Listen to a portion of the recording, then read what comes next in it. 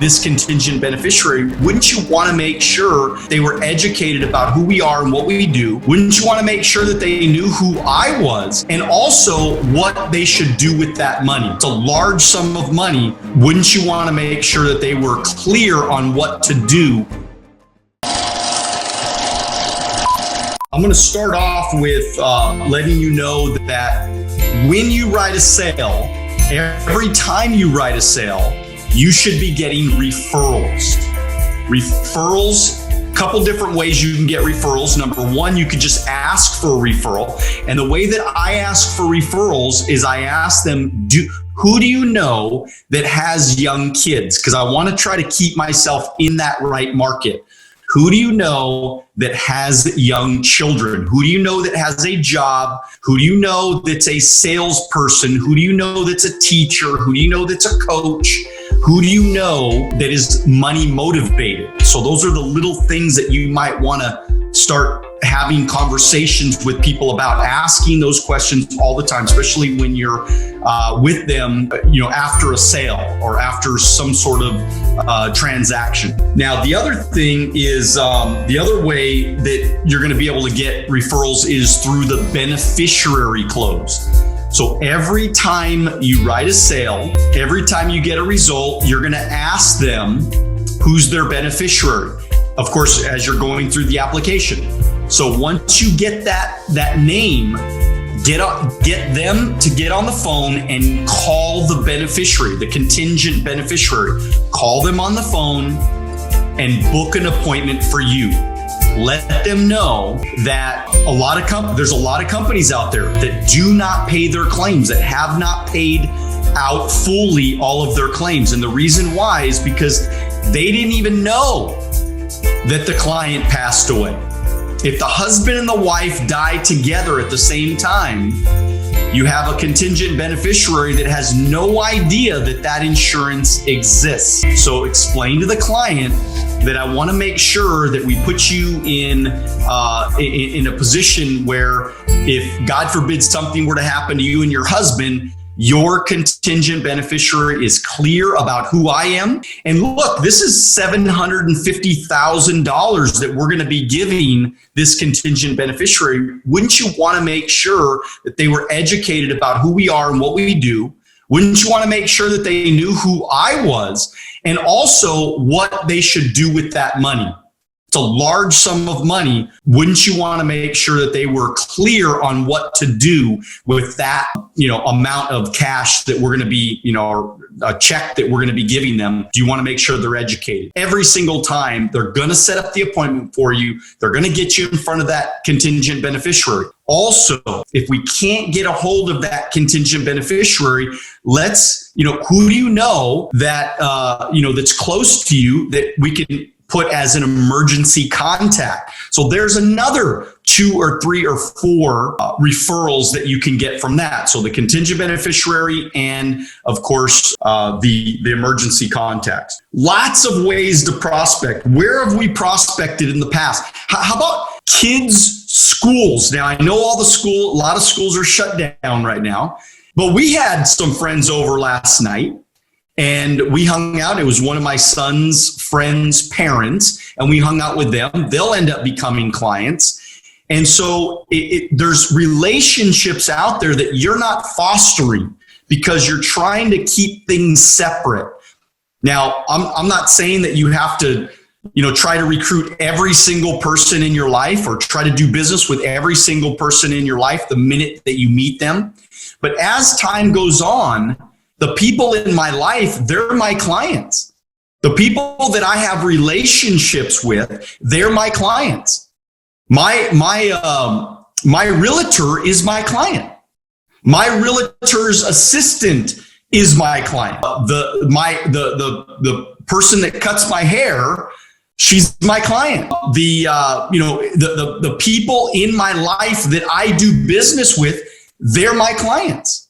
Or at least a good chunk of them. I would say at least 90% of everybody that I do business with, they're my client. And so I prospect people. And it's just by having little conversations like, hey, who do you have your life insurance with? Do you have a retirement program? Simple little questions. And by the way, if you don't do business with me, I'm probably not going to be doing business with you for that much longer. I'll give you an example. My pool man was my client.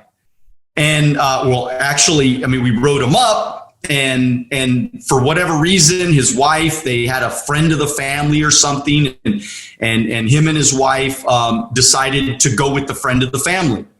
After I had done a lot of work for them, I had put in a lot of time and energy, and I had also educated them about the difference between cash value and term insurance, and I had blown away the other product. I mean, just killed the other plan that they were being sold. So he's at my house and he says, you know what, we're just, after all said and done, I mean, we're talking, this was months going through trying to get them, get the policy to finally get issued. And months later, he's like, you know what, me and my wife, we just decided we're going to stay with the other guy, or we're going to go with the other guy. And I said, no problem. I didn't even try to overcome the objection, because I had already kind of been overcoming the objection for a long time. And finally, I just said, all right, no problem, man. So I just want to let you know, this is your last day that you're going to be cleaning my pool. I'm canceling on you. And so a lot of people wouldn't do that, because they would feel like, oh, I don't know if I want. And look, I mean, I like the guy as my pool man, but I'm not doing business with the guy. I'm not paying him what I pay him every single month, and he's not that smart. If he ain't that smart to know the difference between cash value and term insurance, after I've educated him and I gave him all the information that he needed to know, and I played videos for him, I showed him third-party material, everything. If he's not that smart, I don't even want to do business with the guy. So be strong, be tough, like these people should be doing business with you. Okay. So, but school kids, right? Parents at school, sport. How about sports? You know how many clients that we have today because of soccer, because of baseball, because of clients that we've had, parents that we've met throughout the years. So we're always making friends. Now, we're not making friends for the specific reason that we want to sell you. Right? That's not why we're doing it. We're just genuinely happy to meet new people. We love to make new friends. We love to build new relationships. We don't try to recruit every single person. Now, if we feel like they're a good match, maybe we'll bring it up. And by the way, a lot of times people ask us about, hey, tell me more about the business. I went golfing last week. And I played by myself. And sometimes specifically, I go and I play by myself because I want to meet new people. I want to make new friends. And so I get on the golf course and the guy says, hey, the guy at the front, he's like, hey, why don't you go play with that guy? He's playing by himself too. So I meet this guy, Josh. And I mean, super, super good golfer. I don't even know why I'm playing with them again. I'm actually playing with them again tomorrow. But super great golfer. I find out that he's a police officer. And one of the first things he tells me is, obviously you guys know what's going on in America when it comes to police. And he was like, I don't even want to be a police officer anymore, right? Because, just the environment of being a cop, right? It's way more dangerous now just because people are so volatile. And he's like, hey, I don't want to be in this position if I have kids and I have a wife, and when we start having children, I don't want to be in that position. I'm looking for a career change. So he starts asking me questions about what I do, and I tell him, but I didn't throw up on him, right? I was like, yeah, I do financial services. We're always looking for great people. Maybe I'll send you a couple of videos and you could check it out. And if it's, something that, it's cool. But I didn't want to make it about like I'm trying to recruit you. I'm trying to nail you down to do this, It was more of like, hey, let's just build a relationship. Let's just make a new friend, right? Even if, and so I sent him the videos and I'm like, either way, loved playing golf with you, loved hanging out with you.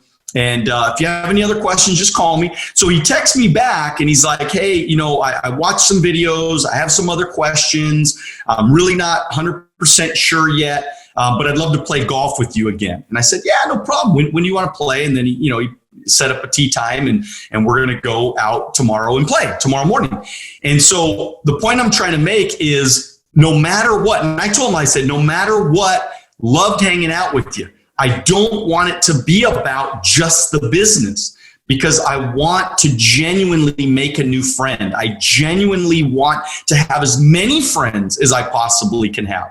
And my relationship with you is not dependent on whether you join me in business. It's not, just about it.